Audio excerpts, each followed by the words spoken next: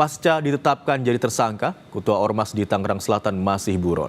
Lalu, bagaimana kelanjutan kasus ini dan juga progres pengejaran tersangka? Kita tanyakan kepada jurnalis Kompas TV Renata Panggalo dan juru kamera Aufa Farid di Polda Metro Jaya. Selamat siang Renata. Ketua Ormas atas nama atau inisial MZ sudah ditetapkan menjadi tersangka dan kini buron. Lalu, apa saja upaya yang dilakukan polisi untuk mencari dan menangkap tersangka? Iya Imron, kita tahu polisi sudah meringkus 30 anggota Ormas dan tentu polisi bisa menanyakan informasi yang berkaitan dengan keberadaan dari ketua salah satu Ormas di Tangerang Selatan yang berinisial MZ. Ia sudah ditetapkan sebagai tersangka namun memang masih dalam daftar pencarian orang ataupun buron. Oleh karena itu polisi masih berusaha untuk menangkap tersangka ini.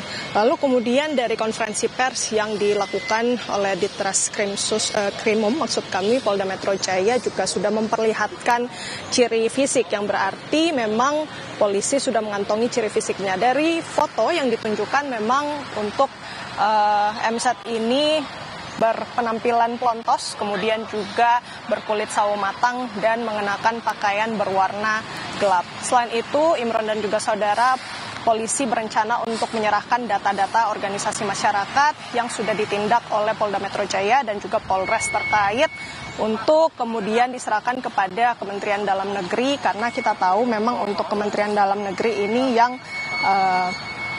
memang bisa menindak atau yang punya pengaturan mengenai ormas yang melakukan tindakan-tindakan demikian. Nah, setelah diberikan data tersebut, nantinya Kemendagri akan menentukan apakah dari data-data tersebut terlihat ataupun perlu diberikan sanksi kepada ormas-ormas yang sudah ditindak oleh kepolisian. Karena polisi ini hanya bisa memberikan tindakan bagi pelanggaran hukum, sehingga berkaitan dengan ormasnya ini bisa diserahkan kepada Kementerian Dalam Negeri. Imron. Renata, sebenarnya seperti apa kronologi kejadian perselisihan antara ormas dan pemilik lahan parkir dalam kasus ini?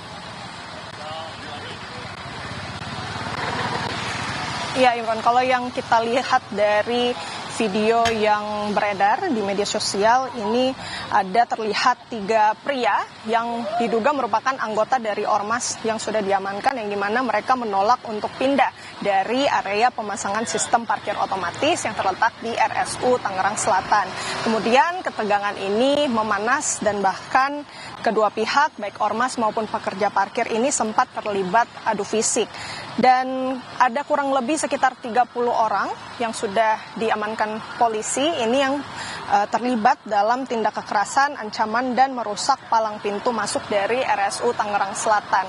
Dan bahkan akibat dari perselisihan tersebut ada 1 pekerja yang mengalami luka parah. Adapun yang menjadi pemicu dari keributan ini adalah upaya anggota organisasi masyarakat yang berusaha untuk mempertahankan area parkir dari RSU Tangerang Selatan yang sebenarnya hendak dikelola oleh perusahaan yang sudah memenangkan tender sejak tahun 2022, yang dimana ini merupakan pemenang tender untuk pengelolaan lahan parkir dengan sistem otomatis di RSU Tangerang Selatan. Dan yang dari informasi yang kita ketahui juga sebenarnya Ormas ini sudah menguasai lahan parkir sejak tahun 2017. Dan dalam penguasaan lahan parkir ini, Ormas tersebut juga sudah meraih keuntungan, yang dimana Ormas ini mendapatkan keuntungan setiap harinya dengan cara menarik biaya parkir terhadap motor dan juga mobil yang memarkirkan kendaraannya di lahan tersebut. Untuk motor tarifnya ini Rp3.000, sementara untuk mobil tarifnya sebesar Rp5.000. Dan karena memang perusahaan pemenang tender ini tidak bisa mengakses itu karena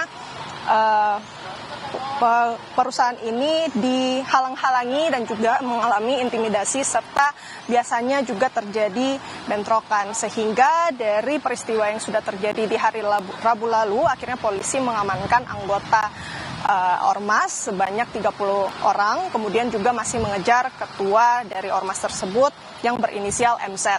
Dari kasus tersebut, polisi kemudian mengenakan beberapa pasal terhadap tersangka maupun 30 anggota tersebut, yakni pasal 170 KUHP tentang pengeroyokan, kemudian pasal 169 KUHP yang mengatur tentang kejahatan yang berkaitan dengan pengumpulan baik yang bertujuan melakukan kejahatan maupun perkumpulan yang dilarang oleh aturan umum, kemudian pasal 385 KUHP tentang tindak pidana penipuan yang berkaitan dengan hak atas tanah, dan pasal 335 KUHP tentang pemaksaan dengan kekerasan atau ancaman kekerasan. Hingga saat ini polisi masih melakukan pencarian terhadap salah satu tersangka, yakni ketua dari salah satu ormas di Tangerang Selatan berinisial MZ. Imran.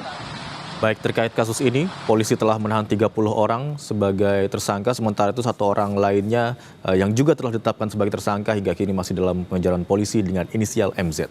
Terima kasih atas laporan Anda, jurnalis Kompas TV Renata Panggalo dan juru kamera Alfa Farid.